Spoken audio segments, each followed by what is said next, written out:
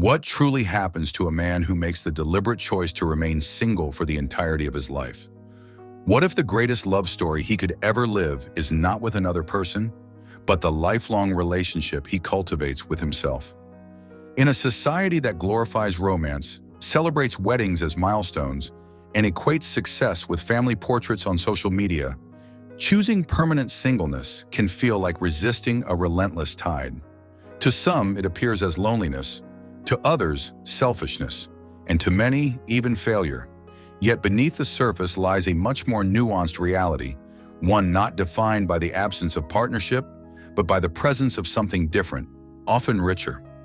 A man who commits to a life of singleness is not simply saying no to marriage or companionship. He is charting a course toward independence, discipline, and perhaps an unconventional kind of legacy. Along this path, he will face unique trials: the silence of an empty home, the ache of solitude, and the ever-present questions of a society that does not easily understand his decision. But alongside these challenges, he may discover a form of liberty few ever taste: the freedom to shape his time without compromise, to grow without constant negotiation, and to live a life built entirely on his own values. The question, however, is more than external. What happens psychologically, emotionally, and spiritually when a man embraces this road? Does he evolve into someone more resilient, wise, and authentic? Or does he risk slipping into isolation, perhaps even alienation from himself? The truth is that this journey cannot be painted in black and white. It is layered with paradoxes: liberation and loneliness, growth and stagnation, clarity and doubt. Today we'll explore this life path through the lens of philosophy, especially Stoicism, as well as through timeless human questions. What is happiness? What is meaning? And ultimately, what is enough? If you've ever wondered what it might look like for a man to accept singleness not as a temporary waiting room, but as his permanent home, this exploration is for you. Chapter 1. The Gift and the Weight of Freedom. The first thing a man notices when he decides to stay single is freedom. Not the shallow version of freedom that comes from avoiding responsibility, but a deeper liberation, the freedom to design one's life without compromise. He chooses when to wake, how to spend, which ambitions to pursue, and where to live without the endless negotiations that relationships often demand. At first glance, this freedom looks intoxicating, and indeed it can be. For centuries, philosophers have praised independence of this kind. The Stoics, for instance, argued that genuine happiness is not anchored in external attachments, but in the strength and discipline of one's own character. A man who embraces singleness by choice is not waiting for life to begin. He is already immersed in it. He does not seek validation in a marriage certificate or in fatherhood. Instead, he measures his worth through virtue, discipline, and the serenity he nurtures within himself. But freedom is never without shadows. For every door that opens, another closes. Without a partner, there is no one to share the silent comfort of companionship on stormy nights. No hand reaches across the bed, and society rarely offers grace. Families ask probing questions, friends make subtle suggestions, strangers raise their brows in suspicion. Here lies the paradox. Freedom gives him sovereignty, yet it also exposes him to solitude. And solitude, depending on how he interprets it, can either be the canvas of infinite possibility or the barren desert of isolation. The difference lies not in the external choice, but in the man's perception. Does he interpret his singleness as a curse or as a calling? Think of Epictetus, who taught that external events are beyond our control, but our responses are always within it. The single man who embraces this lesson will not waste energy grieving what society says he lacks. Instead, he asks, what can I build with the freedom others do not have? He may devote himself to craft, philosophy, or service, shaping his life as a sculptor chisels marble, removing distractions until a clearer, stronger self emerges. But this freedom is double-edged. Without discipline, it easily mutates into indulgence. A man living alone may drift into laziness, neglecting health, abandoning ambitions, or isolating himself. In this way, freedom without awareness becomes a trap. That is why choosing singleness is not merely about avoiding partnership. It is about committing to something far more demanding, the lifelong pursuit of self-mastery. To walk this road takes courage. Society whispers he is incomplete. Family pressures him to settle down. Friends move on to spouses and children. He must find strength, not in comparison, but in conviction. Thus, the single man becomes both liberated and tested. His days are his own, but so are his battles. His independence is real, but so is his solitude. And within this tension lies his greatest chance, to uncover who he truly is when no one else is there to define him. Ultimately, singleness is not a rejection of love. It is a redefinition of it, an act of loving life enough to live authentically and of loving oneself enough to see solitude not as an enemy, but as a teacher. Chapter 2. The Hidden Landscape of Solitude. If the first lesson of lifelong singleness is freedom, the next is the inner terrain it forces a man to walk. Outwardly, he may appear content, working, traveling, building routines, but the real test begins in the quiet hours, when the noise of the world subsides and he is left face to face with himself. This is where solitude shapes him, and solitude, depending on how it is handled, can either become his greatest ally or his fiercest adversary. For some, solitude feels like exile, a banishment from human warmth. For others, it becomes sanctuary, the place where the soul can breathe, unshackled from constant demands. Stoics lean toward the latter. Seneca once said, "The mind that is anxious about future events is miserable. Only the present is ours." Solitude sharpens this truth by forcing a man to live fully in the present moment. Yet such inner confrontation is rarely easy. Without the mirror of a partner, he must face himself exactly as he is, his fears, insecurities, and unfinished desires. At first, this exposure can feel brutal, but over time, it can be liberating. For once a man learns to live at peace with himself, he unlocks a resilience that few will ever experience. Think about it. How many people can sit in silence without reaching for a phone or a screen? Very few. But the man who embraces lifelong singleness has the chance to practice this daily. This is not narcissism. It is self-reliance, the ability to remain steady when storms rage without. Psychologists note that prolonged singleness reshapes habits. Morning walks, meals cooked for one, late-night reading, such rituals can become sources of stability. He learns his rhythms, what energizes him, what drains him. But comfort itself can harden into a prison. The danger is that his routines turn into walls that shut out challenge and connection. This is why philosophy matters. The Stoics warned against clinging, not just to people, but to comforts. Epictetus urged his students to seek challenge, because true growth never happens in stagnation. For the single man, this means using solitude not as an escape, but as a foundation for fuller living. There is also the question of identity.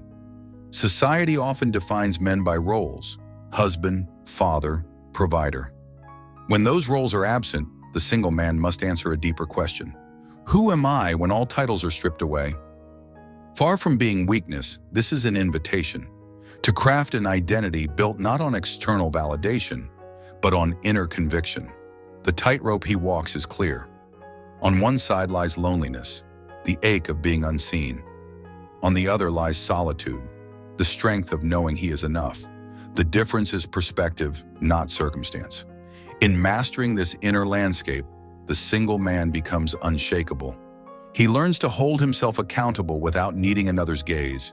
He turns silence into reflection and reflection into growth. But if he fails this inner test, solitude decays into isolation, and he risks becoming a stranger to himself. Thus, the inner world of a single man is both battlefield and sanctuary, the place where his demons live, but also where his deepest truths emerge. Chapter 3. Building Purpose Without a Partner.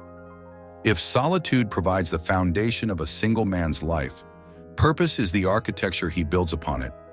Without purpose, freedom collapses into emptiness. Independence becomes drifting. And for a man who rejects traditional roles of spouse or father, this question grows urgent. If not defined by family, how then shall I define myself? Meaning does not disappear simply because a man walks alone. In fact, it often becomes sharper. With no partner or children to anchor him, he faces both a challenge and an opportunity, the challenge of an undefined horizon and the opportunity to craft a legacy entirely his own. The Stoics warned against chasing fleeting pleasures, urging instead the pursuit of what endures: virtue, wisdom, service. Marcus Aurelius wrote, "Waste no more time arguing about what a good man should be. Be one for the lifelong single man." This is central. His worth will not be measured by anniversaries or family trees, but by the principles he lives by and the mark he leaves on the world. Purpose takes many forms. Some men pour themselves into their work, creating art, advancing knowledge, or building enterprises. Others turn to service, mentorship, volunteering, contributions to causes larger than themselves. Still others seek spiritual or philosophical growth. In each case, purpose becomes the compass that gives structure to freedom. But without intention, a man may drift into apathy. Work becomes only a paycheck. Hobbies become mere distractions. Years pass in repetition. This is the danger of excessive freedom. It tempts him to live without direction.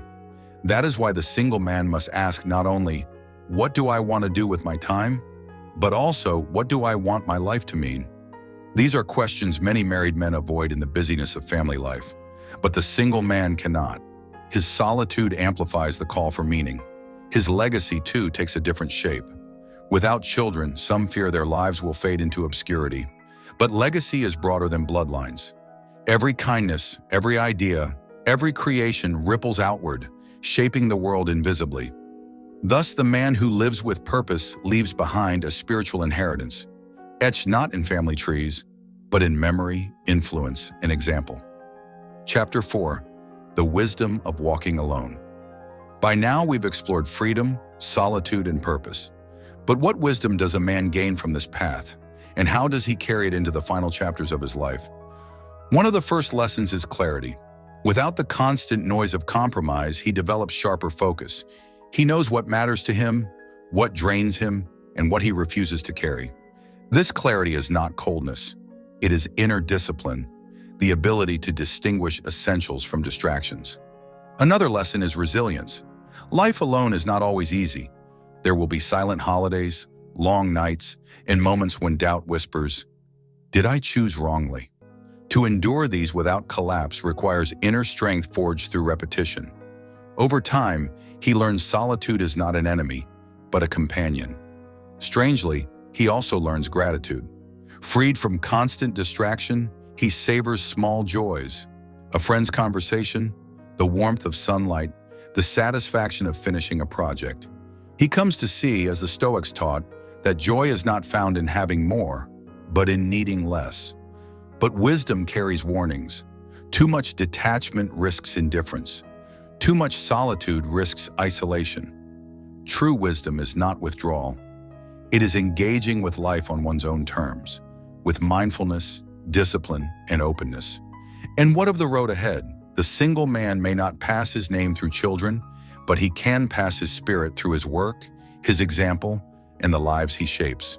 He may not walk into old age hand in hand with a partner, but he can walk with dignity and peace, knowing he lived authentically. The greatest wisdom of all is this: there is no universal formula for a meaningful life. Fulfillment is not confined to marriage, nor is it guaranteed by solitude. The only requirement is alignment with one's values, the pursuit of virtue, and the creation of something lasting. So what happens to a man who chooses lifelong singleness? He gains freedom, but also responsibility. He faces solitude and transforms it into strength. He builds purpose, not from convention, but from conviction. And he carries wisdom few others will ever know. His story is not about what he lacks, but about what he gains: clarity, resilience, authenticity, and self-mastery. And perhaps the question is not only about him. Maybe it is an invitation to us all, whether single or partnered, to ask, am I living authentically? Am I building with purpose? Am I embracing the present instead of yearning for what is not? If this reflection has stirred something within you, I invite you to pause, breathe, reflect on your own path. And if you wish to explore more conversations like this about philosophy, meaning, and the art of living differently, consider joining me on this journey. Because in the end, whether we walk alone or with another, the ultimate journey is always inward. If this message resonated with your spirit, consider sharing it. Someone out there might be carrying the same questions, the same doubts, the same quiet hope, and your sharing might be the reminder they need. Stay true, stay kind, stay you. For more insights on philosophy, personal growth, and the art of clear thinking, subscribe and turn on notifications. Flow through life and embrace the journey of thought with curiosity and insight. Seek truth, seek wisdom, and remember to question everything. Until next time, stay curious.